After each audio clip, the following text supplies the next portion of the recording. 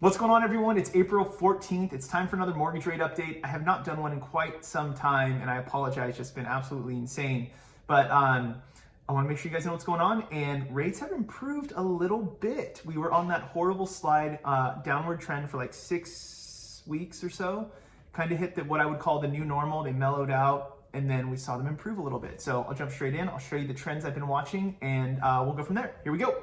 Okay, so we are looking at mortgage-backed securities here, and here's what I've been watching. This is this little interesting thing I showed you guys last time where I'm like, oh man, I'm clever and I am onto something. So if I draw a line from the low here down through here, you could see there was this trend, right? So this was the low, and then we were flat, and then we started to drop. But we touched here, we touched here, we touched this line, we broke below it. This was a bad day, but the next time we recovered and we stayed above it.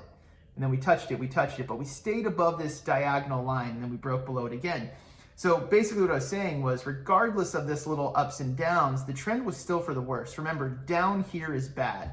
So the trend was still worse for rates, but then we mellowed out, right? We've been above this line now. So again, touched it, so we were below it, touched above it, had a good recovery as a result of breaking through it, and then we were on a downward trend, bounced off of it, and then we've been flat. Well, now we had this little good run last week. So this is today, Wednesday, Tuesday, Monday, Friday, Thursday, Wednesday, Tuesday, Monday. So last week, for the most part, was great for rates, and now we've kind of flattened out again. Well, using that same logic, I'm just like, well, if it worked on the down slope, does it work on the up slope?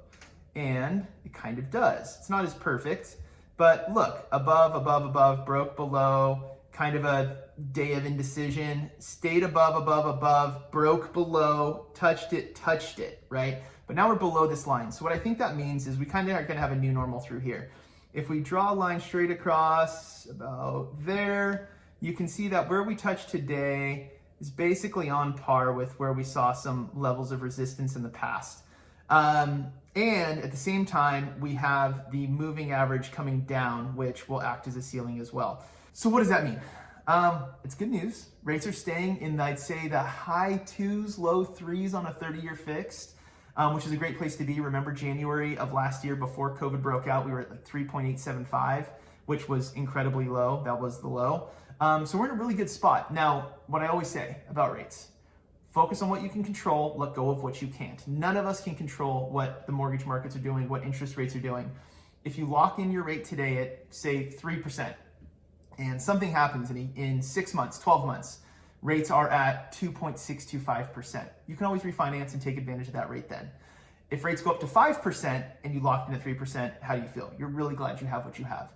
So don't overthink it. Don't make rash decisions based on the interest rates, because you cannot control them. If you're looking at buying a home, prices are only going up. That's why I haven't done a rate video in so long, is the market is moving so fast and furious that I have had no time other than to react to help my clients get their offers accepted.